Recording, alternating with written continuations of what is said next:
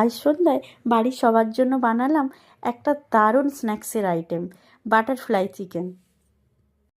একটা বাটিতে boneless chicken এইরকম ছোট সাইজ করে কেটে নিয়েছি। তাতে পরিমাণ মতো জিরে গুঁড়ো, গোলমরিচের গুঁড়ো, ধনেপাতা, লবণ, হলুদ, লঙ্কা দিয়ে ভালো করে ম্যারিনেট করে নিচ্ছি। এই ম্যারিনেট করা চিকেনটা আমি 10 থেকে 15 মিনিট রেখে দিলাম। আরেকটা বাটি নিয়ে তাতে 2 চামচ কর্নফ্লাওয়ার, 1 চামচ ময়দা, পরিমাণ মতো লবণ দিয়ে একটু জল দিয়ে একটা ব্যাটার তৈরি করে নিচ্ছি। এই ব্যাটারটা পাতলা হবে। এখানে আমি একটা বড় সাইজের আলু নিয়ে নিয়েছি। আলুটাকে খোসা ছাড়িয়ে ভালো করে ধুয়ে স্লাইস করে কেটে নিয়েছি।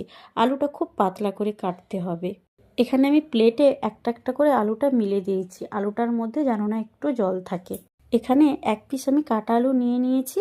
আগে থেকে যে ব্যাটারটা আমি তৈরি করে রেখেছিলাম, ওই ব্যাটারের মধ্যে ভালো করে ডুবিয়ে আলুর মাঝখানে 1 পিস চিকেন দিয়ে এভাবে ব্র্যান্ড করে একটা টুথপিক দিয়ে দিলাম। দেখুন মাঝখান বরাবর টুথপিকটাকে গাঁথতে হবে।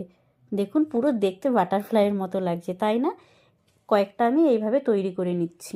এবার গ্যাসে একটা প্যান বসিয়ে তেল গরম হতে দিলাম। হালকা তেল গরম হলেই একটা একটা করে আমি ছেড়ে দেব। এটা লো ফ্লেমেই থাকবে। এইভাবে 2-3 মিনিট ধরে ভেজে নিলেই তৈরি হয়ে যাবে বাটারফ্লাই চিকেন। দেখুন দেখতে খুব সুন্দর হয়েছে, খেতেও অসাধারণ লাগছে। বাড়িতে বাচ্চা থাকলে বা কেউ আসলে এই রকম বানিয়ে খাওয়ালে অবশ্যই খুশি হয়ে যাবে।